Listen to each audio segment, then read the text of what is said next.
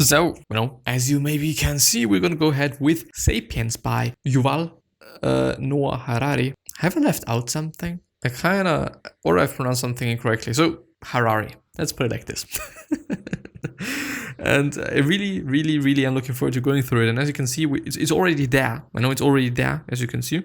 And so we're going to just skip the intro and we're going to skip all the other shit.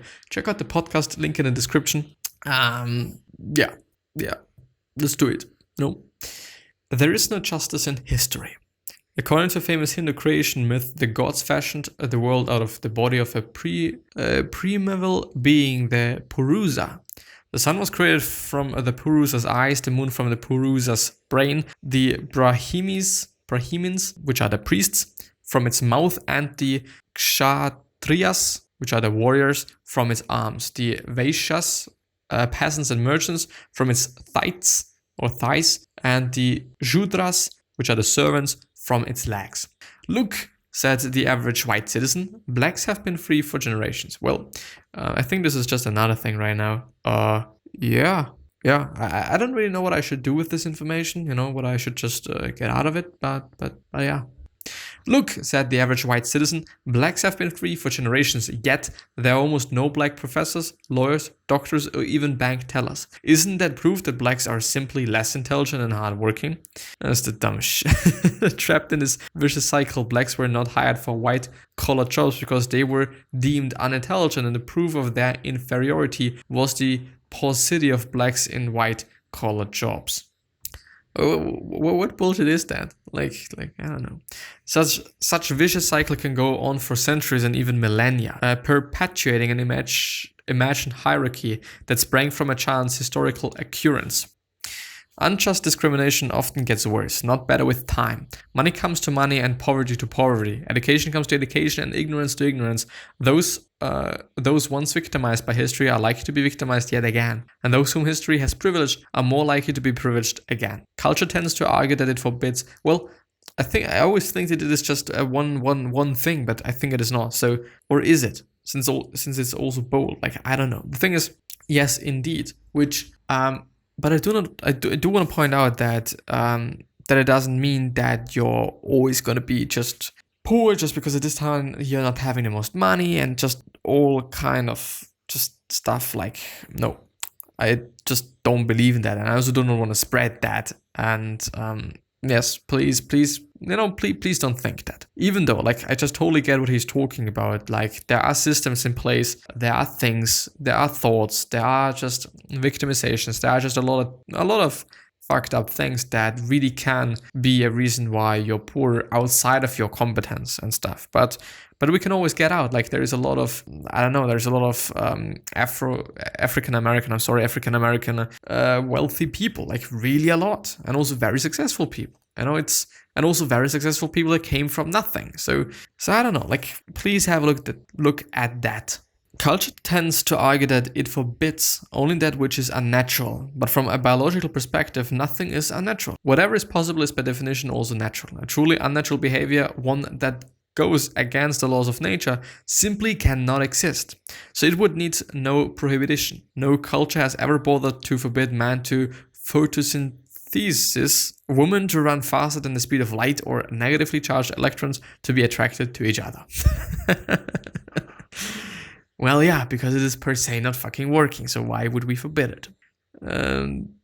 Is this the point? I don't know. Well, maybe I've gotten it wrong. Since myths rather than biology define the roles, rights and duties of man and woman, the meaning of manhood and womanhood have varied immensely from one society to another. Yes, indeed. It's all about some myths, beliefs, and whatnot, not really about biology. The most common theory points to the fact that men are stronger than women and that they have used the physical power to force women into submission. First, the statement that men are stronger than women is truly only on average and only with regards to certain types of strength. Women are generally more resistant to hunger, disease, and fatigue than men. Yes, and I think especially disease, as far as I know. There are also many women who can run faster and lift heavier weights than many men. Obviously, there really are a lot of fucking strong women, and they fucking kick my ass. Women have throughout history been excluded mainly from jobs that require little physical effort. have been excluded, mainly from jobs that require little physical effort, such as the priesthood, law, and politics, while engaging in hard manual labor in the fields, in crafts, and in the household.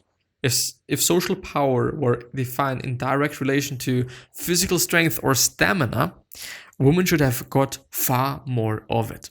There simply is no direct relation between physical strength and social power among humans. People in their 60s usually exercise power over people in their 20s, even though 20-somethings are more stronger than their elders. Another theory explains that masculine dominance results not from strength but from aggression.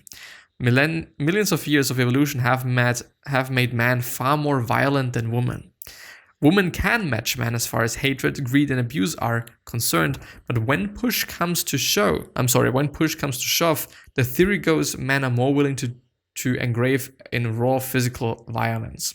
This is why throughout history, warfare has been a masculine prerogative. And this is why I'm reading the book. This is why I'm going through that. And this is hopefully also why you're listening, if you're listening. And by the way, it's a podcast, so it makes way more sense to listen to it as a podcast than watching the YouTube video. Way more, 100 times more. Yeah. But, just knowing that we are what we are and we do what we do because of reasons that lay in the past, it's amazingly interesting to me. It is so interesting to me. It's insane. Man, fuck, I like that. As men competed against each other for the opportunity to impregnate fertile women, and individuals' chances of reproduction depended above all on his ability to outperform and defeat other men. As time went by, the masculine genes that made it to the next generation were those belonging to the most ambitious, aggressive, and competitive man. Yes, indeed. And I do believe that it might be the same exact thing for women as well. Like, at this point of time, we are all, quote unquote, only having women that do have relatively good genetics. I guess because we would have all died, even though, and this is something that I've been talking about in the last episode, at this point of time it is way more likely that people with bad, quote unquote, genes are surviving because there is not a lot of, predators out there. There's not a lot of reasons to die. So reproduction is far more easily done than just before, I guess.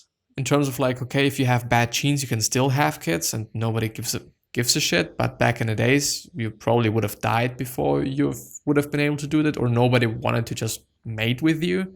Quite, if this just makes sense what I'm thinking about or trying to communicate there. But yeah, in order to ensure her own survival and the survival of her children, the woman had little choice but to agree to whatever conditions the man stipulated so that he would stick around and share some of the burden.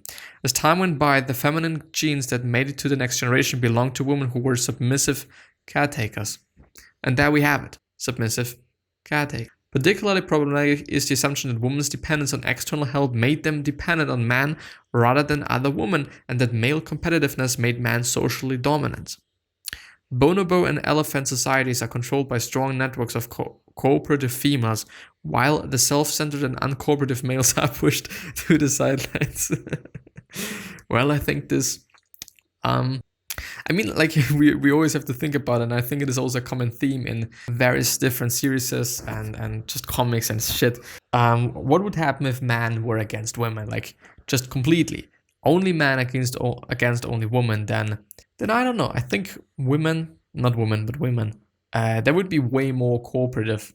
I would say this as well. Maybe because we all just are dicks and we all want to be the fucking leader and stuff like that.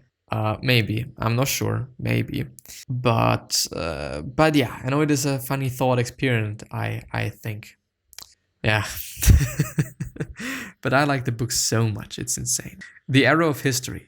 Democrats want a more equitable society, even if it means raising taxes to fund programs to help the poor, elderly, and infirm.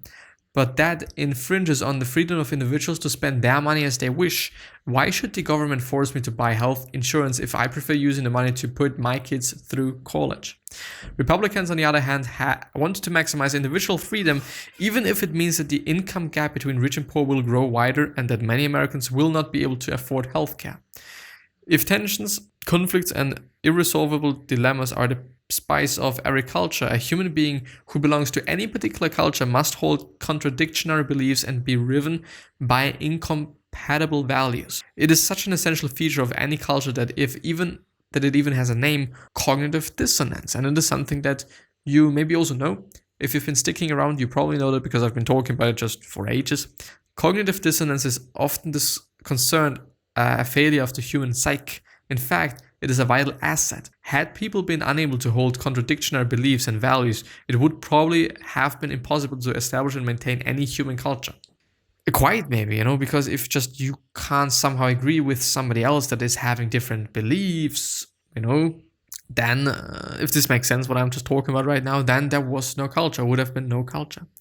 Today we are used to thinking about a whole planet as a single unit, but for most of history, Earth was in fact an entire galaxy of isolated human worlds. One of the most interesting examples of this globalization is ethnic cuisine. In an Italian restaurant, we expect to find spaghetti and tomato sauce. In Polish and Irish restaurants, lots of potatoes. In an Argentinian restaurant, we can choose between dozens of kinds of beef steaks. And in an Indian restaurant, hot chilies are incorporated into just about everything.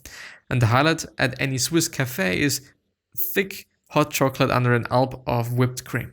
But none of these foods is native to those nations. Tomatoes, chili peppers, and cacao are all Mexican in origin. They reached Europe and Asia only after the Spaniards conquered Mexico. Julius Caesar and Dante Alighieri never twirled tomato-drenched spaghetti on their forks. Even forks hadn't been invented yet. William Tell never toasted chocolate, and Buddha never spiced up his food with chili. Potatoes reached Poland and Ireland no more than 400 years ago. The only steak you could obtain in Argentina in 1492 was from a llama. So, what's your point now? Fuck you. Yeah, it's indeed the case. Like, I don't know, everything is really globalized. Merchants, conquerors, and prophets were the first people who managed to transcend the binary evolutionary division us versus them and to foresee the potential unity of humankind. For the merchants, the entire world was a single market and all humans were potential customers. They tried to establish an economic order that would apply to all everywhere. For the conquerors, the entire world was a single empire and all humans were potential subjects. And for the prophets, the entire world held a single truth and all humans were potential believers. They too tried to establish an order that would be applicable to or for everyone everywhere, which is never gonna work quite somehow. Descent of money. I do wonder if I just read too much and speak too less. And I also wonder if it's just not good if I do it in that way. Well, I don't know. Descent of money. In a barter economy, every day the showmaker and the apple grower will have to learn anew the relative prices of dozens of commodities. If 100 different commodities are traded in the market, then buyers and sellers will have to know 4,950 different exchange rates. And if 1,000 different commodities are traded, buyers and sellers must juggle 499,500 different exchange rates. How do you figure it out? Current problem in the crypto space.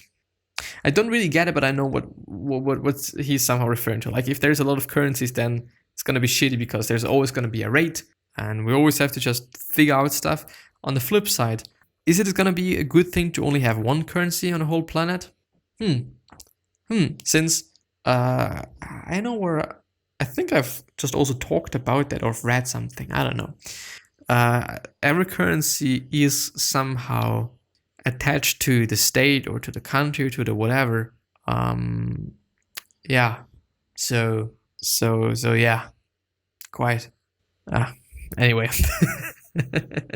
So the problem is, I think it's been actually about an article about dollar versus euro and or why the dollar is yes, of course, why the dollar is the most important currency we're having, even though it is not the most wealthy, not the most expensive one, if this makes sense, worth-wise, some shit. Well, let's just move on. Some societies try to solve the problem by establishing a central barter system that collected products from specialist growers and manufacturers and distributed them to those who needed them. The largest and most famous such experiment was conducted in the Soviet Union, and it failed miserably. Everyone would work according to their abilities and receive according to their needs. Turned out in practice into everyone would work as little as they can to get away with and receive as much as they could grab. More moderate and more successful experiments were made on other occasions, for example, in the Inca Empire. Yet most scientists found a more easy way to connect large numbers of experts. They developed money. Yeah, made sense. Money is not coins and banknotes. Money is anything that people are willing to use in order to represent systematically the value of other things for the purpose of exchanging goods and services. So it's only a belief. Money per se has no worth. It's just what we believe. Back in the days, it was backed with gold, but nowadays it is like not possible because there's so much fucking money around. Not even just also paper-wise, like digital money and stuff. Well, the sum total of money in the world is about 60 trillion, yet the sum total of coins and banknotes is less than 6 trillion. More than 90% of all money, more than 50 trillion appearing in our bank accounts exists only on computer servers. It's just not even there, but it's our system. And I think it is also just a really interesting way to think about money as just a way to get things, to make things happen. And stuff. So, which by the way is something that I really struggle with.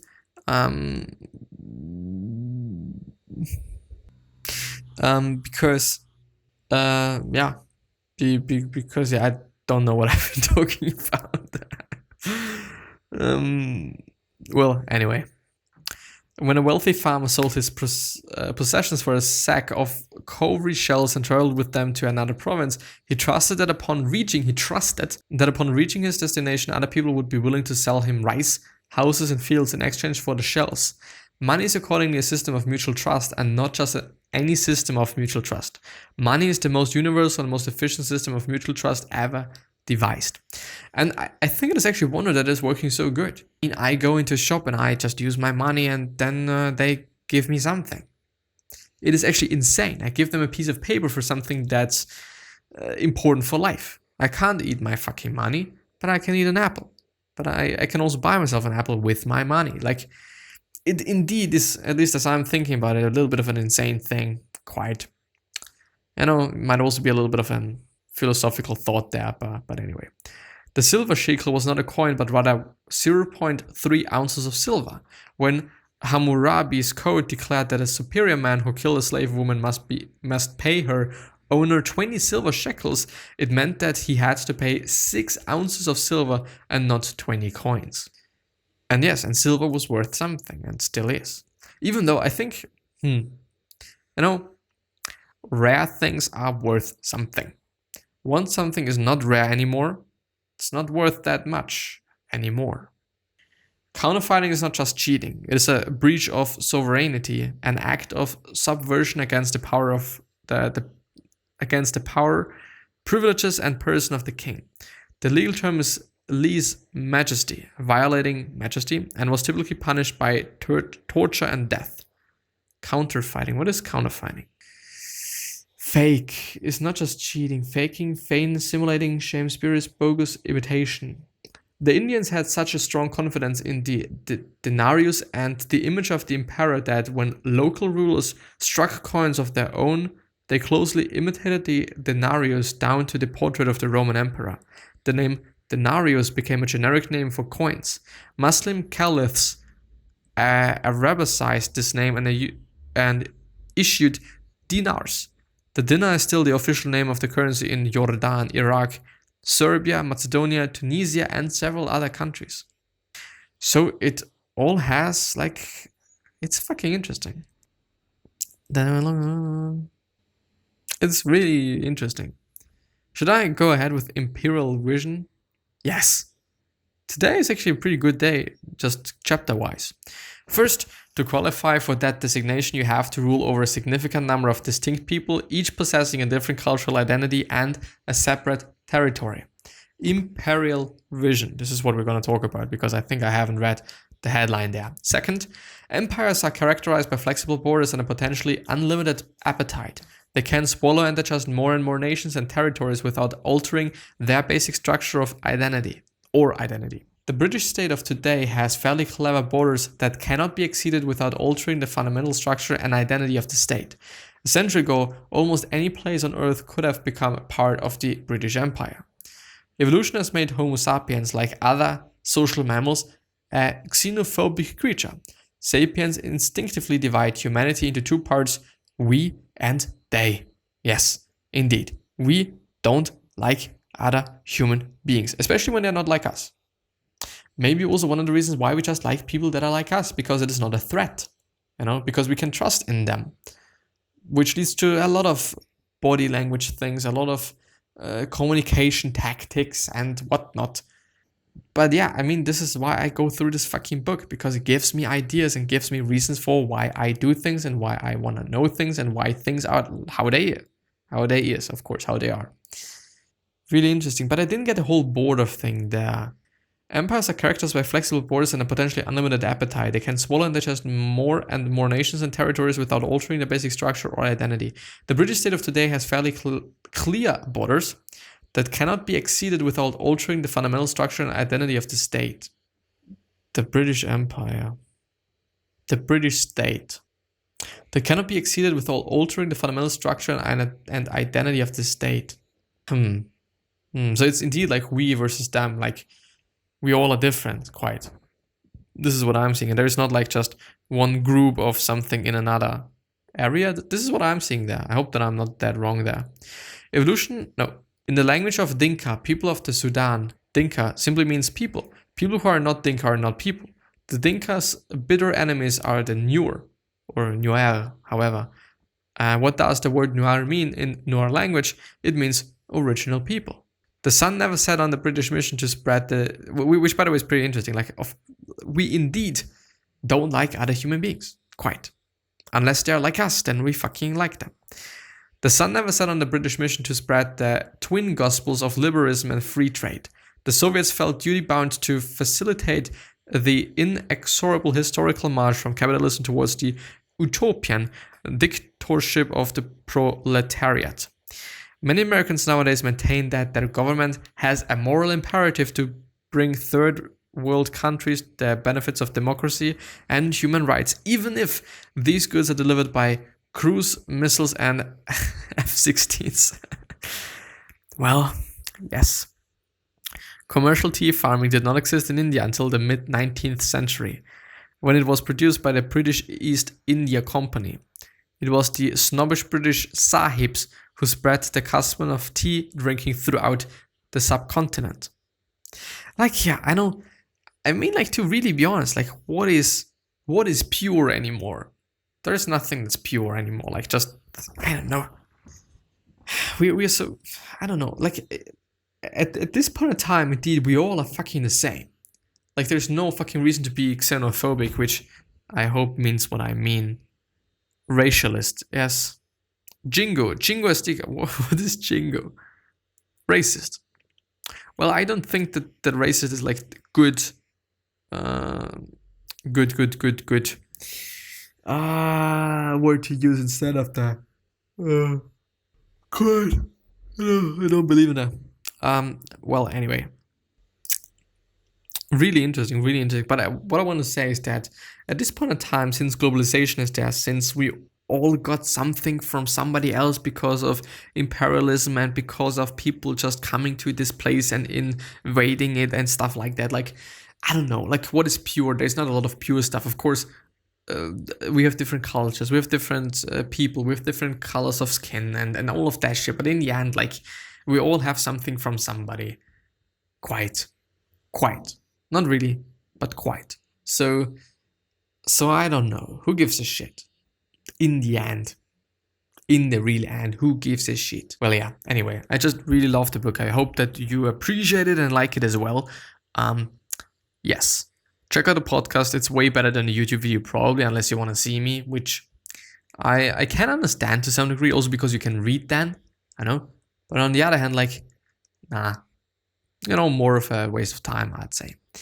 But I'm still doing it because I do it. Because there's going to be some people that want to have the fucking YouTube video, or some people that are going to find the YouTube video and therefore the podcast. So it's just win-win.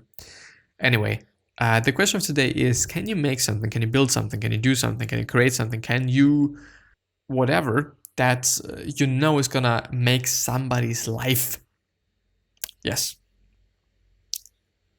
But yeah, anyway. I wish you the best health, happiness, and also success, and also hope that you're going to remind yourself when you're going to be remembered, which basically means your legacy, and basically means just being a nice person and then being remembered as a nice person, which is always going to be a good thing, being remembered as a good person, being remembered as a nice person per se as well is it's always going to be good. It's always going to be appreciative, I guess, or something. Or you can always appreciate it. Like, this is what I want to say. Anyway, with that being said, I'm going to end the episode. And I really have to thank you for staying with me, staying here. By the way, 3 questions. Why are you here? What are you trying to change? And what is bothering you the most? These 3 questions are hopefully going to show you your purpose and maybe even a business idea, which is kind of the optimal situation you can be in. Like, business idea and purpose. Like, what do you want to have more of in life? I don't know. Anyway, now I'm hopefully going to see you the next time. Maybe even subscribe to the podcast and or to the YouTube channel. I would at least appreciate that. But yeah, I'm going to see you. I just hope. And I just really, truly appreciate that. So I really have to thank you. I'm going to see you the next time. Stay healthy, stay cool, stay whatever. And bye-bye.